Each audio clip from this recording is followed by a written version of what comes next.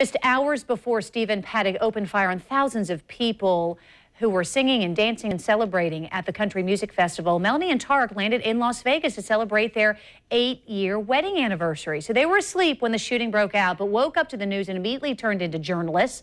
Now, Melanie, of course, is back safe and sound. Tarek as well, and wanted to share some of the impressions about the shooting and also the minutes and hours and days after. Yeah, Jen, I mean, the people that told this story over and over again the whole time we were there, it really makes you say Vegas strong. That was the message seen everywhere in this city after the shooting. So you could see it on the electronic billboards right here. It says our prayers are for the victims here at MGM Grand, the hotel there. There also were billboards everywhere. This is a city that never sleeps, and they are still trying to figure out how to grieve, heal, and also keep their tourism alive. That's obviously important to this area. So this was the morning after when parts of the Strip went quiet.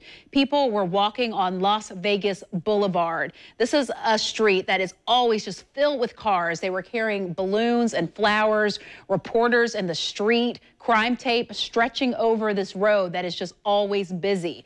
And then people who were at the concert, they were migrating back to the area, and all of them still had on their wristbands. They wanted to talk about what they experienced. They would not take them off. They're in shock. They survived, and they just felt confused. And it was the story. Everybody wanted to talk, from the Uber drivers to just people who live there, locals. And you understand, because in the end, their story is the only connection to what they endured. Many who were headed back home to other states will never forget the terror, the sounds, and the deaths from that night. So I want to show you this picture because it shows Mandalay Bay, where the shooter shot hundreds of bullets across Vegas Boulevard. I had another picture where you could actually see the hole there in the window where he broke out that glass to fire those shots. So the venue is actually across the street on that side. And again, this is Las Vegas Boulevard, where you see these cars. And what struck me here is they sat frozen during this investigation, again, shutting down this part of Vegas. And now we know they're just going into that concert venue, getting people's personal items, getting that stuff back to people who were running for their lives when all those shots were fired. Now, to contrast, I want to show why Vegas is going to heal, survive, and triumph during this attack. I mean, Nevada, look at it. It is such a beautiful state.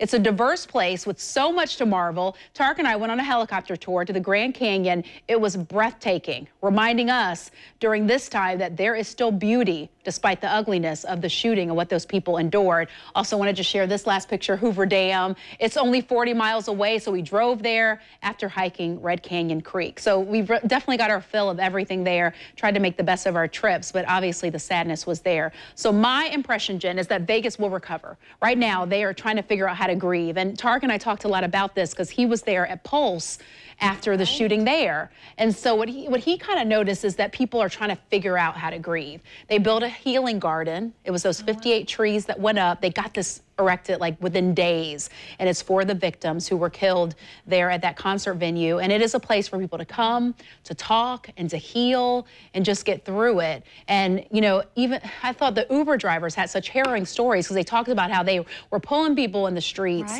pulling them from danger, getting them to the hospital, doing whatever they could, and people in apartments that were pulling people into apartments because they just didn't know the danger, but they were willing to risk it to make sure that people were safe. Well, I think that's the strength of the American spirit. Also, you hear so much about the human spirit, and that is that you rally around those who were injured, the families of those who died, and you try to honor them, and you try to find strength so that you can continue on and not let evil rule your life. Exactly, and unity. And I think that's the key, is that, you know, Vegas is always going to be a place where people go to celebrate. Get married, you know, do those things, and it will continue to be that way. There will be some sadness, but they're going to get through it. It's a beautiful place. So.